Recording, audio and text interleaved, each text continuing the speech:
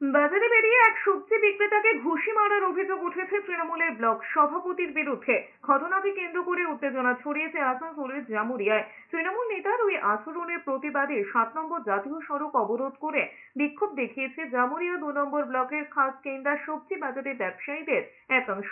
পরিস্থিতি সামাল দিতে ঘটনাস্থলে পৌঁছন পুলিশ এবং প্রশাসনের আধিকারিকরা। জানা গিয়েছে, কেন্দা বাজারে সবজি বিক্রেতা রঞ্জিত বনওয়ালের কাছে এসে মঙ্গলবার সকালে সবজির দাম জানতে চান তৃণমূল নেতা সিদ্ধার্থ। তা নিয়ে কথা বলতে বলতে আচমকায় তার উপর চড়াও হন তৃণমূলের ব্লক সভাপতি।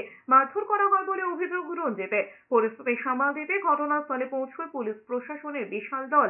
তারা বিক্ষোভকারীদের সঙ্গে কথা বলে সমাধান সূত্র পার করা হবে। তাদের থেকে এমন আশ্বাস পাওয়ার পরে বিক্ষোভকারীরা অবস্থান তোলেন।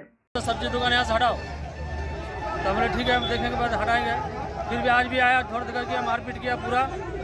আমরা বললাম যে ভাই ফুটপাতে দোকানগুলো সরিয়ে নাও, কারণ লোকে যাওয়া আসা অসুবিধা হচ্ছে। কারণ চিচুড়িয়া মোড় আমাদের বেশ ভালো মার্কেট, সেখানে ফুটপাতে সরিয়ে নাও, এই কথাটা বলাই আমরা বলেছি। আর খুশি হয়নি, এইটাই ঘটনা।